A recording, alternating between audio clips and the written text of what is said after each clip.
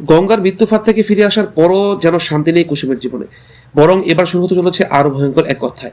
আশ্রমের ভিতরে সবাই যখন ধীরে ধীরে স্বাভাবিক হওয়ার চেষ্টা করছে, তখনই হঠাৎ করে কুসুমের সেই একটি মাত্র কথা, আমাকে কেউ ঠেলে ফেলেছিল, পুরো পরিবেশটাই যেন জমাট বরফ হয়ে যায়।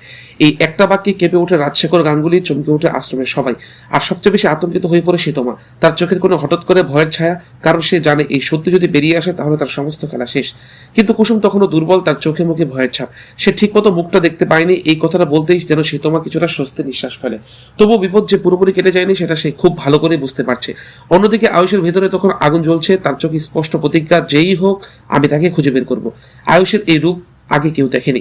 শান্ত ভদ্র ছেলেটা যেন মুহূর্তে রুদ্র রূপ ধারণ করেছে। সে সরাসরি আশ্রমের সব লোকজনকে জিজ্ঞাসাবাদ করলো কে ছিল ওখানে, কে দেখেছে। ঠিক তখনই সেই সেবক সামনে এগিয়ে আসে, বলে আমি দেখেছি কিছু লোক ওকে ঘিরে ফেলেছিল। এই কথাটা শুনে পরিস্থিতি একেবারে অন্যদিকে মোড় নেয়।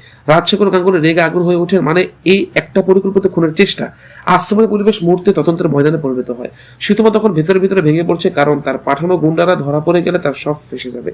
সে তৎক্ষণাৎ একটা নতুন চাল চড়ার সিদ্ধান্ত নেয়। রাত গভীর হলে সীতমা গোপনে সেই গুন্ডাদের একজনকে ডেকে পাঠায় আর বলে, কালকের মধ্যে তোমাদের সবাইকে গায়েব হয়ে যেতে হবে, না হলে তোমাদের জন্য ভালো হবে না।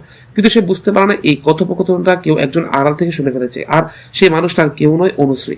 অনুশ্রী সব শুনে স্তব্ধ, সে বিশ্বাস করতে পারছে না সীতমা এতটা নিচে নামতে পারে।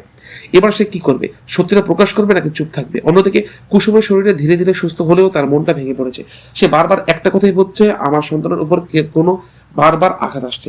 ঠিক তখনই আয়ুষ তার পাশে বসে তার হাত ধরে বলে, আমি আছি, এবার কেউ তোমার ছায়াও ছুতে পারবে না। এই মুহূর্তে যেন তাদের সম্পর্কটা আরো গভীর হয়ে তোলে। কিন্তু ঠিক তখনই গাঙ্গুলি বাড়িতে নতুন ঝড়। ইন্দ্রাণী গাঙ্গুলি হঠাৎ করে ঘোষণা করে, এই বিয়ে আমি আর পেছতে দেবো না, খুব শীঘ্রই আয়ুষ আর সীতমার বিয়ে হবে। এই কথাটা শুনে সবাই হতবাক। আয়ুষ সরাসরি বলে, এই বিয়ে কখনোই হবে না। বরং এই প্রথমবার সে নিজের পরিবারের বিরুদ্ধে দাঁড়িয়ে যায়। ঘরের ভিতরে শুরু হয় তীব্র ঝড়। এদিকে সীতমার ভয়, সত্য ফাঁস হয়ে যাওয়ার এক ঘটনা।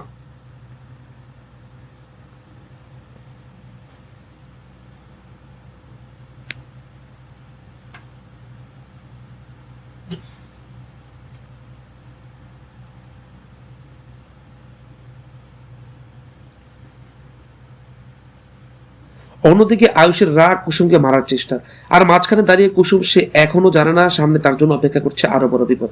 সেই দৃশ্যে দেখা যায় অনুশ্রী ধীরে ধীরে এগিয়ে যাচ্ছে রাজশেখরের দিকে। তার মুখে একটাই কথা, আমার কিছু বলার আছে। Camera zoom in. সীতমার চোখ বড় হয়ে যায়। তাহলে কি এবার ফাঁস হয়ে যাবে সীতমার আসল মুখ? অনুশ্রী কি সাহস করে সব সত্যি বলতে দেবে? আয়ুষ কি পারবে কুসুম আর তার সন্তানকে চিরদিনের জন্য রক্ষা করতে, নাকি সামনে আসছে আরো বড় কোনো চক্রান্ত, আরো ভয়ঙ্কর কোনো বিপদ? জানতে হলে পরের পর্ব একদম মিস করবেন না। ধন্যবাদ।